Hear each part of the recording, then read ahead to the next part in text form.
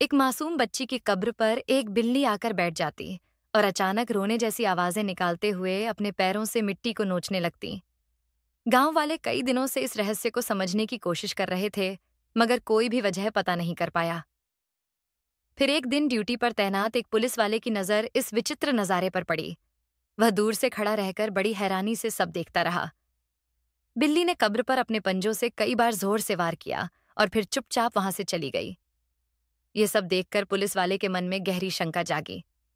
उसने तुरंत कब्र खुदवाने का आदेश दिया, लेकिन जैसे ही पहली फावड़ा मिट्टी हटाई गई और कब्र का मुंह खुला, चारों तरफ सन्नाटा छा गया, क्योंकि उसमें जो दिखा उसने सबकी रूह खपा दी। मैं इंस्पेक्टर राघव सिंह पिछले 4 साल से इस छोटे से पुलिस स्टेशन में तैनात था। इन सालों में मैंने चोरी, झगड़े और गुमशुदगी जैसे कई मामले सुलझाए, लेकिन जो रहस्य आज मेरे सामने था वो कुछ और ही था। गांव में एक अजीब सी बात फैल रही थी। एक बिल्ली जो हर रात एक छोटी बच्ची की कब्र पर जाकर बैठती थी। वो वहां न सिर्फ म्याऊं म्याऊं करती, बल्कि अपने पंजों से कब्र की मिट्टी को खुरचती, जैसे कोई राज उजागर करना चाहती हो। गांव वाले इसे अंधविश्वास मानते थे। कुछ का कहना था कि बच्ची की आत्मा उस बिल्ली में समा गई है। मुझे ये सब बकवास लगता था। आखिर मैं एक पढ़ा लिखा पुलिस वाला था, जो तर्क और सबूतों पर यकीन करता था, न कि ऐसी बेसिर पैर की बातों पर। लेकिन पिछले कुछ दिनों से ये बातें मेरे दिमाग में बार बार कौंध रही थीं। गांव के लोग हर सुबह शाम यही चर्चा करते। कुछ कहते वो बच्ची शायद अभी भी जिंदा है, तो कुछ डर के मारे चुप रहते। मैं इन अफवाहों को नजरअंदाज करने की कोशिश करता, लेकिन कहीं ना कहीं मेरे मन में भी एक सवाल कुलबुला रहा था। आखिर उस बिल्ली का उस कब्र से क्या रिश्ता है? उस दिन सुबह मैं पुलिस स्टेशन में कुछ पुरानी फाइलें देख रहा था। गुमशुदा लोगों के केस मेरे सामने ढेर लगाए पड़े थे। तभी अचानक स्टेशन का दरवाजा जोर से खुला और एक औरत लड़खड़ाती हुई अंदर आई। उसका चेहरा आंसुओं से भीगा था, आंखें लाल और सूजी हुई थीं। उसके कपड़े फटे हुए थे और हाथ पैर पर खरोंचों के निशान साफ दिख रहे थे। उसकी हालत देखकर मेरे मन में एक अजीब सी बेचैनी उठी। लगा जैसे उसने कोई बहुत बड़ा दुख झेला हो। मैंने फाइलें बंद की और उसकी ओर देखा। उसके पीछे पीछे एक दूसरी औरत तेजी से अंदर आई। उसने घबराते हुए कहा, साहब, माफी मांगती हूं। यह औरत पागल है, इसे कुछ नहीं सूझता। ये अक्सर लोगों के घरों में घुसकर हंगामा करती है।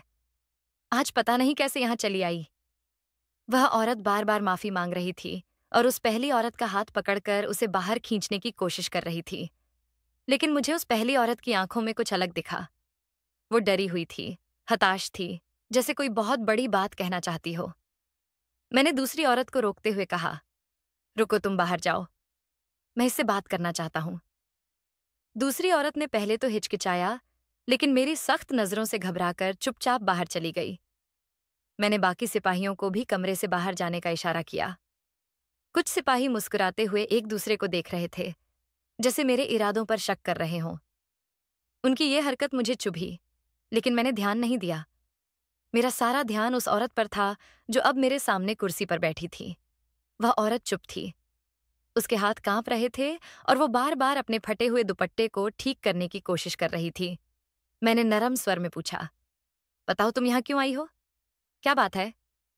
उसने मेरी ओर देखा, जैसे मेरे सवाल ने उसे किसी गहरे ख्याल से बाहर खींच लिया हो। फिर अचानक वो फूट फूट कर रोने लगी। उसका रोना इतना तीव्र था कि मुझे डर लगा कि कहीं बाहर खड़े सिपाही गलत न समझ लें। मैंने उसे पानी का गिलास दिया और धीरे से कहा, शांत हो जाओ, सब ठीक हो जाएगा। मुझे बताओ, क्या हुआ है? कुछ देर बाद उसने कांपते हुए अपनी जेब से एक छोटा सा कपड़ा निकाला। वो कपड़ा गंदा और फटा हुआ था, लेकिन उसमें कुछ ऐसा था जो मेरे दिल को छू गया। उसने रोते हुए कहा, साहब, मेरी बेटी जिंदा है। वो उस कब्र में है। मैंने उसे सुना है। वो मुझसे मदद मांग रही है। रात को वो मेरे सपनों में आती है और कहती है, माँ, मुझे बाहर निकालो। लेकिन कोई मेरी बात नहीं मानता। सब मुझे पागल कहते हैं। उसकी आवाज में इतना दर्द था कि मेरा मन भर आया, लेकिन साथ ही मुझे गुस्सा भी आ रहा था। आखिर ये कैसे मुमकिन था? उस बच्ची को मरे हुए महीनों बीत चुके थे, फिर वो जिंदा कैसे हो सकती थी? मैंने उसे तसल्ली दी और कहा, तुम चिंता मत करो, मैं इस मामले को देखूंगा। फिर मैंने सिपाहियों को बुलाकर उसे घर भिजवाया, लेकिन उसकी बातें मेरे दिमाग में गूंज रही थीं। तभी हवलदार रामलाल मेरे पास आया। उसका चेहरा गंभीर था। उसने कहा, साहब, मैं जानता हूं आप इन बातों को नहीं मानते, लेकिन मैंने खुद उस कब्र को देखा है। वो बिल्ली हर रात वहां जाती है। वो सिर्फ रोती नहीं बल्कि कब्र की मिट्टी को खुरचती भी है। कुछ लोग कहते हैं कि उसने कब्र को खोदने की कोशिश भी की है। मैंने गुस्से में उसकी बात काट दी। रामलाल, तुम भी इन बकवास बातों में पड़ गए। तुम्हें पता है उस बच्ची को दफनाए हुए कितना वक्त हो गया है। कोई इंसान इतने दिन तक कब्र में जिंदा नहीं रह सकता, खासकर एक छोटी बच्ची। मैंने उसे समझाने की कोशिश की, लेकिन उसकी आंखों में एक अजीब सा यकीन था। वो बोला, साहब, आप एक बार खुद जाकर देख लीजिए, शायद आपकी सोच बदल जाए। उसकी बात सुनकर मेरा गुस्सा और बढ़ गया। मैंने सख्त लहजे में कहा, रामलाल, मैंने पढ़ाई की है और मैं ऐसी बेतुकी बातों पर यकीन नहीं करता। तुम्हें भी ऐसी अफवाहों से दूर रहना चाहिए। मेरी बात सुनकर वो चुपचाप सिर झुकाकर बाहर चला गया। लेकिन मेरे मन में एक हलचल मच गई थी। मैं बार बार उस औरत और उस बिल्ली की बात सोच रहा था। आखिर क्या था इस रहस्य में? क्या सचमुच कोई राज था या ये बस गांव वालों का वहम था? मैंने फैसला किया कि मुझे खुद इस मामले की तह तक जाना होगा। उस शाम मैंने रामलाल को बुलाया और कहा, चलो गांव चलते हैं। मैं खुद देखना चाहता हूं कि ये बिल्ली का माजरा क्या है। रामलाल का चेहरा खुशी से चमक उठा। उसने कहा, साहब, मुझे पता था कि आप हमारी बात मानेंगे। मैंने कुछ नहीं कहा, लेकिन मन ही मन सोचा कि मैं ये सब किसी के कहने पर नहीं, बल्कि अपनी तसल्ली के लिए कर रहा हूं। शाम को हम गांव की ओर निकल पड़े। गांव की गलियां तंग और कच्ची थीं। चारों तरफ गरीबी और सादगी का आलम था। यहाँ के लोग पढ़ाई लिखाई को ज्यादा तवज्जो नहीं देते थे। उनका मानना था कि मेहनत मजदूरी ही जिंदगी है। लेकिन इस गांव में कुछ ऐसा था जो मुझे बार बार खींच रहा था। मैं उस बच्ची के माता पिता से मिलना चाहता था। मैं ये भी जानना चाहता था कि आखिर वो बिल्ली उस कब्र पर क्यों जाती है। क्या वो सचमुच कोई संदेश देना चाहती थी या ये सब बस एक अंधविश्वास था? मेरे मन में सवालों का तूफान उठ रहा था और मैं हर हाल में जवाब ढूंढना चाहता था। शाम गहरा रही थी और गांव की पतली गलियों में हल्की हल्की ठंडी हवा चल रही थी। मैं धीरे धीरे एक गली में मुड़ा ही था कि दो औरतों की बातचीत मेरे कानों में पड़ी। एक औरत दूसरी से उत्साह भरे लहजे में कह रही थी, सुन, कल रात फिर वही हुआ। वो बिल्ली उस बच्ची की कब्र पर गई थी।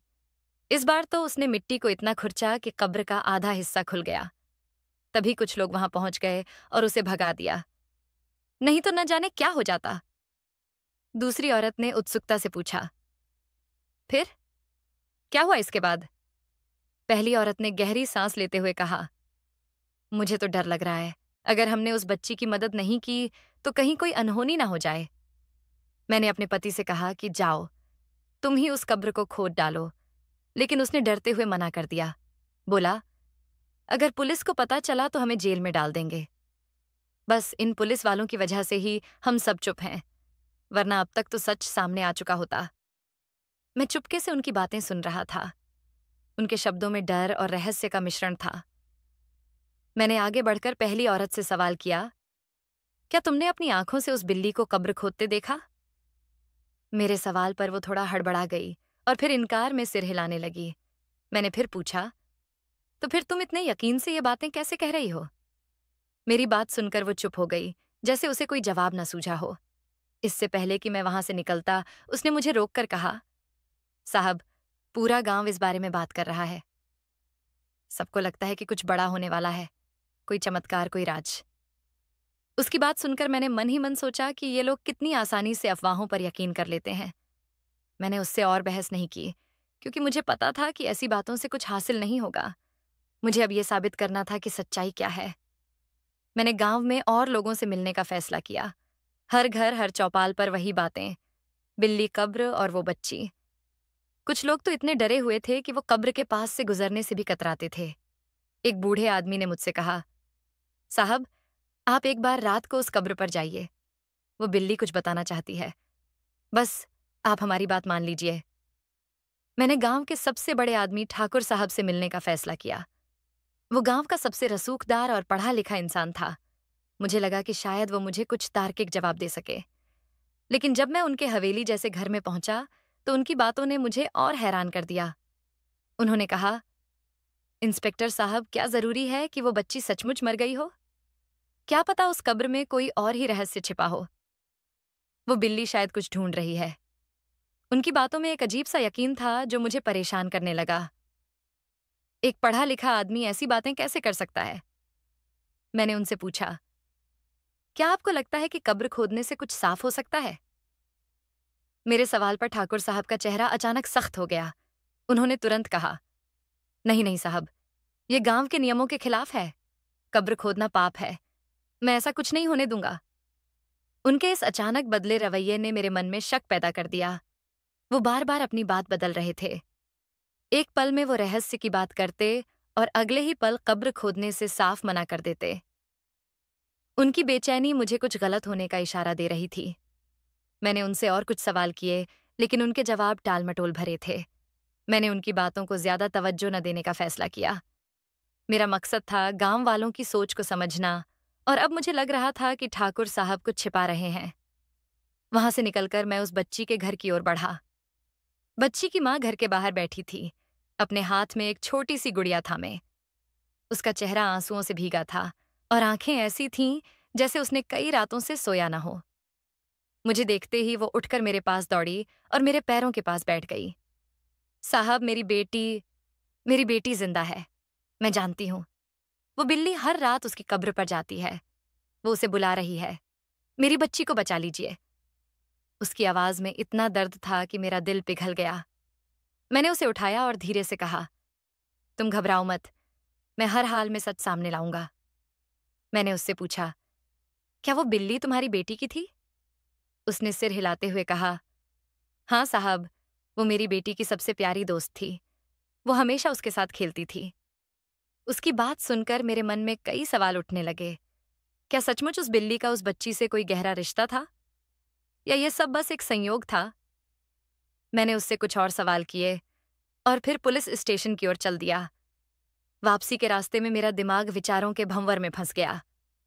एक तरफ गांव वालों की बातें थीं, दूसरी तरफ ठाकुर साहब का अजीब व्यवहार।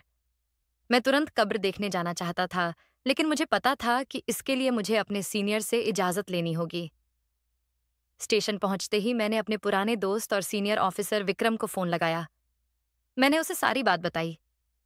बिल्ली, कब्र, गांव वालों की अफवाहें और ठाकुर साहब की बेचैनी। मेरी बात सुनकर वो हैरान रह गया। राघव, ये सब क्या है? क्या सचमुच कोई बच्ची जिंदा हो सकती है? मुझे तो ये कोई और ही मामला लग रहा है। मैंने उसे ठाकुर साहब के बारे में भी बताया। विक्रम ने गहरी सांस लेते हुए कहा, तुम्हें पता है, ठाकुर साहब कोई साधारण आदमी नहीं है। उसका नाम कई गैरकानूनी कामों में आता है। पुलिस उस पर नजर रख रही है, लेकिन अभी तक कोई पक्का सबूत नहीं मिला। ये सुनकर मेरा शक और गहरा हो गया। ठाकुर साहब का वो परेशान चेहरा मेरी आंखों के सामने घूमने लगा। जब मैंने कब्र खोदने की बात की थी तो वो कितना घबरा गए थे। मैंने विक्रम से कहा, बस मुझे एक परमिशन लेटर चाहिए, मैं इस मामले की तह तक जाऊंगा। उसने हंसते हुए कहा, ठीक है राघव, तू हमेशा से जिद्दी रहा है, मैं तुझे परमिशन भिजवा दूंगा, लेकिन सावधान रहना। ठाकुर साहब चालाक हैं। मैंने उसे तसल्ली दी और फोन रख दिया। अब मेरे सामने एक नया रास्ता था। मुझे यकीन था कि इस कब्र में कोई न कोई राज छिपा है, लेकिन क्या वो राज उस बच्ची से जुड़ा था, या ठाकुर साहब की बेचैनी का कोई और कारण था? मैं हर हाल में सच जानना चाहता था। विक्रम की बातों ने मेरे मन को कुछ सुकून दिया था। मैंने हवलदार रामलाल को बुलाया और सख्त लहजे में कहा, रात में ही कब्र खोदने की पूरी तैयारी करो। मेरी बात सुनते ही वो ठिठक गया, फिर जल्दी जल्दी फोन उठाकर किसी को कॉल करने लगा। न जाने क्यों मेरे मन में एक अजीब सा शक जागा। मैंने उसे टोकते हुए कहा, रामलाल, तुम आज रात मेरे साथ ही रहोगे और अपना फोन मुझे सौंप दो। मेरे इस आदेश ने उसे चौंका दिया। वो मुझे हैरानी से देखने लगा, जैसे मेरी बात उसकी समझ से बाहर हो। मैंने दोबारा गुस्से में कहा, जल्दी करो, वरना तुम्हारी नौकरी खतरे में पड़ सकती है। मेरे इस रवैये से वो घबरा गया और तुरंत अपना फोन मेरे हवाले कर दिया। रामलाल की बेचैनी ने मेरे शक को और बढ़ा दिया। मुझे लगा कि अगर मैंने अब देर की तो शायद कोई बड़ा राज मेरे हाथ से निकल जाए। मैंने तुरंत एक दूसरे सिपाही को बुलाया और उसे कब्र खोदने की व्यवस्था करने का हुक्म दिया। पहले मैं सोच रहा था कि सुबह की रोशनी में ये काम करवाऊंगा, लेकिन अब मुझे यकीन हो गया था कि रात का अंधेरा ही इस रहस्य को खोलने का सही वक्त है। रात के गहरे सन्नाटे में हम उस कब्र के पास पहुंचे। दूर से ही मैंने देखा कि एक बिल्ली कब्र के पास बैठी थी, उसकी आंखें अंधेरे में चमक रही थीं। जैसे ही हम करीब आए, वो जोर-जोर से म्याऊं करने लगी। उसकी आवाज सुनकर रामलाल डर के मारे मेरे पीछे छिप गया। उसकी इस कायरता पर मुझे गुस्सा आया। मैंने चिल्लाकर कहा, "रामलाल, सामने आओ। तुम पुलिस वाले हो, कोई बच्चे नहीं।" वो कांपते हुए मेरे पास आया, लेकिन उसकी आंखों में डर साफ झलक रहा था। मैं बिल्ली की ओर बढ़ा। वो मुझे देखकर धीरे-धीरे पीछे हटने लगी और फिर अचानक भाग खड़ी हुई। रामलाल चिल्लाया, "साहब, इसके पीछे मत जाइए। ये कोई साधारण बिल्ली नहीं है।" मैंने उसकी बात को अनसुना किया और आगे बढ़ने ही वाला था कि तभी अचानक गोली चलने की तेज आवाज गूंजी। साथ ही रामलाल की चीख सुनाई दी, "साहब, वहां कोई है। वो फायरिंग कर रहे हैं।" मेरा ध्यान बिल्ली से हट गया। मैंने अपने बाकी सिपाहियों को कब्र के पास रुकने का आदेश दिया और रामलाल के साथ उस दिशा में दौड़ा जहां से गोली की आवाज आई थी। लेकिन वहां पहुंचने पर सिर्फ सन्नाटा था। अंधेरे में कुछ भी दिखाई नहीं दे रहा था। तभी झाड़ियों से एक बूढ़ा आदमी निकला। उसका चेहरा थका हुआ था, लेकिन उसकी आंखों में एक अजीब सी चमक थी। उसने धीमी आवाज में कहा, "साहब, रात के अंधेरे में ये काम मत करो। सुबह सबके सामने कब्र खोलो, ताकि सच सबके सामने आए। अगर अभी कुछ पता भी चला तो गांव वाले तुम्हारी बात नहीं मानेंगे। ये लोग अंधविश्वास में डूबे हैं।" उसकी बात में दम था। मैंने गहरी सांस ली और न चाहते हुए भी अपने सिपाहियों को वापस लौटने का आदेश दिया। लेकिन मैंने 2 भरोसेमंद सिपाहियों को वहां तैनात छोड़ दिया। मुझे डर था कि अगर हम सब वहां से चले गए तो रात में कुछ ऐसा हो सकता है जो सारी सच्चाई को बदल दे। पूरी रात मैं जागता रहा, उस कब्र और बिल्ली के बारे में सोचता रहा। तड़के मेरी आंख लग गई, लेकिन एक डरावने सपने ने मुझे जगा दिया। मैंने सपने में देखा कि एक छोटी सी लड़की कब्र से बाहर निकलती है। उसका चेहरा पीला पड़ चुका था और वो गुस्से में मुझसे चीख रही थी, "तुम्हें पता था कि मैं जिंदा हूं, फिर भी तुमने मेरी मदद नहीं की। तुम्हारी वजह से मैं मर गई।" उसने मेरा कॉलर पकड़ लिया और मेरा गला दबाने लगी। इससे पहले कि सपना और डरावना होता, मेरी आंख खुल गई। मेरा शरीर पसीने से तर था और दिल जोर-जोर से धड़क रहा था। पास बैठा रामलाल घबरा गया और बोला, "साहब, आप ठीक तो हैं? ऐसा क्या देख लिया कि आपकी हालत ऐसी हो गई?" मैंने सिर हिलाया और कहा, "हाँ, एक बुरा सपना था।" सपने ने मेरे मन को और बेचैन कर दिया। मैं तुरंत कब्र के पास वापस पहुंचा। मेरे सिपाही अभी भी वहां पहरा दे रहे थे। उनकी हालत देखकर लग रहा था कि रात भर जागने से वो थक चुके थे। मैंने उन्हें घर जाकर आराम करने को कहा, लेकिन वो टस से मस नहीं हुए। एक सिपाही ने कहा, "साहब, जब तक ये राज नहीं खुलता हम कहीं नहीं जाएंगे।" उनकी जिद देखकर मैंने और बहस नहीं की। मुझे उनकी जरूरत थी। मैंने आदेश दिया, "कब्र खोदना शुरू करो।" जैसे ही सिपाहियों ने मिट्टी हटानी शुरू की, तभी ठाकुर साहब वहां आ धमके। उनका चेहरा गुस्से से लाल था। वो चिल्लाए, "रुक जाओ! ये क्या कर रहे हो? अगर तुमने कब्र खोदी तो मैं तुम्हें नहीं छोड़ूंगा।" मैंने शांत स्वर में जवाब दिया, "ठाकुर साहब, आप जिसे शिकायत करनी है कर लीजिए, लेकिन अब यह कब्र खुलकर रहेगी। मैं सच जानना चाहता हूं।" जैसे ही सिपाहियों ने थोड़ी और मिट्टी हटाई, कुछ अजीब सा दिखा। वहां मांस के कुछ टुकड़े बिखरे पड़े थे। तभी वो बिल्ली तेजी से दौड़ती हुई आई और उन टुकड़ों पर टूट पड़ी। ये देखकर मुझे समझ आया कि बिल्ली बार बार यहाँ इन्हीं टुकड़ों की वजह से आती थी। लेकिन सवाल ये था कि ये टुकड़े यहाँ आए कहाँ से? मैंने सिपाहियों को और खोदने का आदेश दिया। जैसे जैसे कब्र गहरी होती गई, मुझे हैरानी हुई। कब्र में कुछ भी नहीं था, न कोई ताबूत, न कोई शव। ऐसा लग रहा था जैसे वहां कभी किसी को दफनाया ही नहीं गया। मैंने मिट्टी का एक नमूना लिया और उसे जांच के लिए भेज दिया। अगले दिन जो रिपोर्ट आई, उसने मेरे होश उड़ा दिए। उस कब्र में कभी कोई शव था ही नहीं। अब मेरा शक और गहरा हो गया। मैंने उस बच्ची की मां से दोबारा बात की। उसने बताया कि बच्ची के अंतिम संस्कार की सारी जिम्मेदारी ठाकुर साहब ने ली थी। उसकी मां एक गरीब विधवा थी, जो अपनी बेटी के लिए कुछ नहीं कर पाई थी। ठाकुर साहब ने ही गांव वालों को बताया था कि बच्ची जंगल में मरी हुई मिली थी। ये बात मेरे लिए नई थी। मुझे याद आया कि मैं इस गांव में सिर्फ 1 महीने पहले ही आया था और ये मामला 2 महीने पुराना था। गांव में बच्चियां लगातार गायब हो रही थीं और अब मेरा शक ठाकुर साहब पर गहरा रहा था। मैंने उनसे माफी मांगी और कहा, मुझे माफ करें, मैंने आपकी बात पर यकीन नहीं किया। लेकिन अंदर ही अंदर मैंने उनकी हर हरकत पर नजर रखने का फैसला किया। मैंने अपने सिपाहियों को हिदायत दी कि ठाकुर साहब की हर गतिविधि पर नजर रखें, लेकिन मैंने बाहर से ऐसा दिखाया जैसे मुझे इस मामले में कोई दिलचस्पी नहीं है। कुछ दिन बाद एक और लड़की के गायब होने की खबर आई। मैंने इसे हल्के में लिया, लेकिन चुपके से इसकी तहकीकात शुरू कर दी। मेरे एक मुखबिर ने ठाकुर साहब को एक लड़की के साथ जंगल की ओर जाते देखा। मेरे सिपाहियों ने उसका पीछा किया और पता चला कि जंगल में एक गुप्त सुरंग थी। ठाकुर साहब उस सुरंग में लड़कियों को ले जाते थे और उन्हें विदेश में बेचने की तैयारी कर रहे थे। उन लड़कियों में वही बच्ची भी थी जिसकी कब्र की अफवाह गांव में फैली थी। मैंने अपने सिपाहियों के साथ मिलकर ठाकुर साहब को रंगे हाथों पकड़ लिया।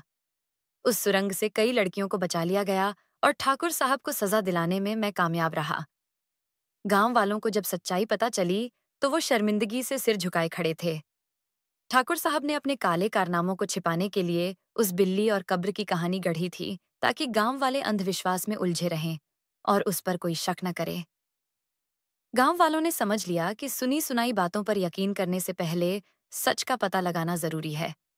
मैं इस गांव में ज्यादा दिन नहीं रहा। मेरा ट्रांसफर जल्द ही दूसरी जगह हो गया, लेकिन गांव वाले आज भी मुझे याद करते हैं। मेरे इस केस ने न सिर्फ एक बड़ा अपराध रोका, बल्कि गांव वालों को भी सच्चाई की राह दिखाई। आशा करती हूँ आपको हमारी कहानी अच्छी लगी होगी। अगर आपको हमारी कहानी अच्छी लगी तो वीडियो को लाइक एंड शेयर करें, चैनल को सब्सक्राइब करें। वीडियो देखने के लिए आपका धन्यवाद।